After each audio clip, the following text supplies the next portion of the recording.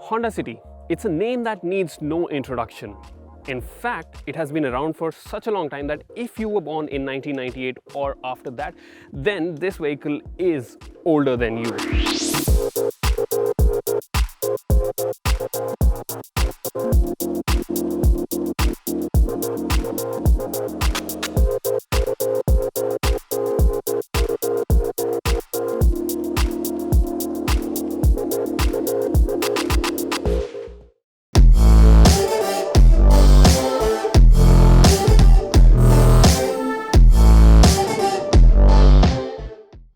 The year is 2023 and Honda has given its City a facelift, which is now in its 5th generation, and with this new update have come a few design tweaks, some feature additions, and more importantly, a change in the price as well.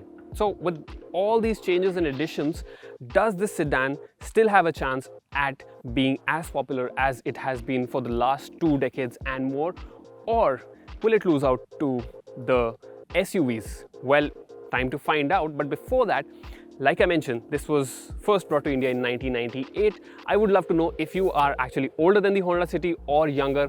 Please tell me in the comments down below, and while you're there, might as well hit the like button as well. And now let's begin the actual review. So let's begin with the design changes, and there aren't actually many. First of all, you get this lovely obsidian blue color, which I actually really like. And I did try matching with it, but you can tell me how good it matched.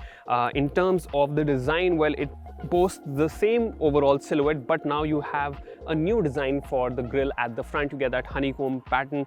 The splitter down below has this carbon fiber kind of finish on top of it, and even the splitter design is a little different.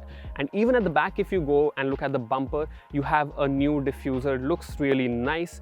On the side, you will notice these new 16-inch alloy wheels. These are diamond cut alloy wheels, so they have received a new design, and the overall length of this vehicle has grown just a little bit, making it the longest vehicle in its segment. At the back, you will also notice that the boot lip now has a nice little spoiler. So that's all for the design changes. It is a facelift after all. Now let's check out what is new on the inside. Now, just like the exterior, there aren't too many changes on the inside as well. You will find a similar looking cabin, which still looks pretty good. The build quality is nice. The choice of materials is also good. You get the same 8-inch touchscreen infotainment system, but now it gets wireless Android Auto and Apple CarPlay, which is great. And what I really like is that Honda has still kept physical buttons for your volume and for back and things like that, which I really like. I do prefer buttons over touch modules, so that is great. Another addition is this wireless charger. So if you have a phone that supports this tech, you will be happy to see the inclusion of a wireless charger, but this is not a permanent solution. You can actually just take it out, and underneath are 2 cup holders. It's connected to this point here, which you can again take out if you want. And apart from that, you also get rain sensing wipers on this, and the rest of the cabin space is pretty much the same, which means that you can easily seat 4 occupants, a 5th one at the back if you have relatively thin people like me. So we've quickly jumped inside the cabin of the hybrid version of the City, and there are some subtle changes over here. First of all, you'll notice that this finishing is different. Instead of wood, it's more like carbon fiber. If you move down below, you'll see that the wireless charger is gone and the cup holders are free. Even your power outlet is free now because the wireless charger is not there. In this version, you get a normal fixed wireless charging pad right over here. So you can take your phone, put it there, and there's a button which you can use to charge your phone. Now, my phone isn't the biggest by today's standards, so I suspect that some bigger phones might have trouble getting into this slot. We'll have to check it later on when we have the car for a longer time. The next change that you'll notice is that instead of a conventional handbrake, here you have an electronic parking brake with brake hold function. And also, the upholstery is slightly different on the seats as compared to the other version.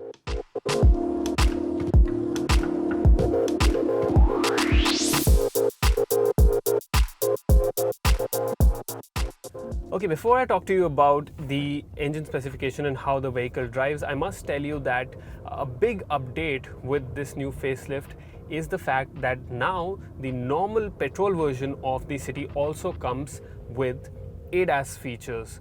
So that enhances its safety quotient. You get features like adaptive cruise control, lane keep assist, lead vehicle departure warning, auto high beam assist. So good features like that. And earlier they were only available in this hybrid model, but now they're also available with the petrol vehicle.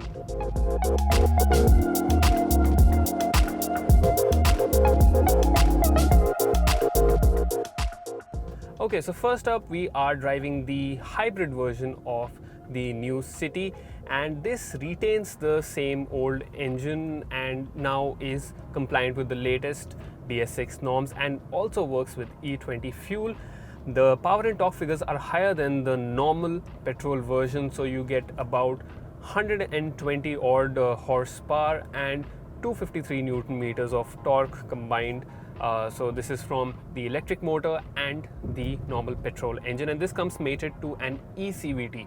Now the first thing I would like to say is that yes, you have more torque, you have more power, but also you have this eCVT which compared to the normal CVT is actually better in terms of the noise it generates. So this one also gets loud, but it's not as loud as the normal CVT, so that's a good thing. And in terms of fuel efficiency also, because this is a hybrid engine, the claimed figure is about 27 odd kilometers to a liter, which is roughly 10 odd kilometers more than the claimed figure of the petrol engine with the manual or the CVT. So definitely if you're looking for more fuel efficiency and you can take the upfront cost of buying a more expensive hybrid, then this is the variant for you. In terms of driving also, it's pretty good to drive. This engine is nice. On top of this, because of the hybrid setup, this vehicle is a little heavier, and when you climb up to triple digit speeds, as a result of that extra weight, it does feel more planted and inspires more confidence in you. Okay, so now we are driving the normal petrol version of the new City, and this engine is basically the same as before. Obviously, it's now compliant with the latest emission norms. It supports the E20 fuel, so that is good. But otherwise, if you look at the power and torque figures, they're same as before. And like I said, this is the same 1.5 liter 4-cylinder engine that was there in the previous version as well. Now, if you look at its power figure, it's not the most in the segment, or it's not a figure that will excite you on paper perhaps, but it's not always about getting the highest figure. It's also about how you deliver it, and the way the City delivers its power, it's like no other. This iVTEC engine just loves to be revved. You can go up till 5,000, 6,000, 7,000 RPM and the engine is just happy and compliant. That is something I really loved about this engine earlier, and it's the same even right now. And the reason why this is important is because if you are someone who's just going to buy the base variant which gets this engine, and right now we are driving the 6-speed manual, so that is what you get in the base configuration, then you are getting one great engine and gearbox combination, because even the gearbox is really good. It shifts so nicely. The clutch feels great for city use. So that way it's a great combo, and if driving is all that you're concerned about, this is a great package for that price. Well, as the day is drawing to a close, I must say it has been quite a fun experience, quite a fulfilling day, because not only did I get to drive the new Honda City Petrol, but also the hybrid version. And I must say that with the updates that the facelift brings, they are not radical in terms of the exterior and interior changes, but Honda has made just the right amount of tweaks, I believe, because the City already is a good looking car. It already has a lot of things on the inside.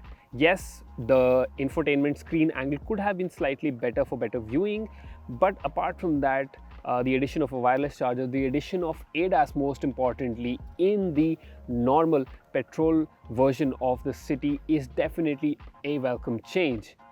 Even if you look at the price, Honda has managed to reduce them a little while giving you more things. So there is a new base variant which is a petrol manual, and it costs 11.49 lakh rupees, and the hybrid is also a little more affordable than before. It now starts at 18.89 lakh, and these prices are ex showroom. So definitely, while it misses out on a few things, it loses out on a few fronts to other competitors, but it also has a lot of unique things. It has the ADAS system. You get a hybrid system which delivers great fuel efficiency, even though we don't have a diesel engine now.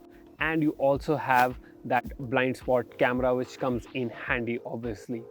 Now, I would love to know your thoughts on this vehicle, and if you think that this new update is good or not. Do you think that Honda could have done more or should have done more, or do you think that this is great? Do let me know in the comments below. My name is Akash Paul. I'll see you again in the next one. Until then, drive safe and ride safe. Bye bye.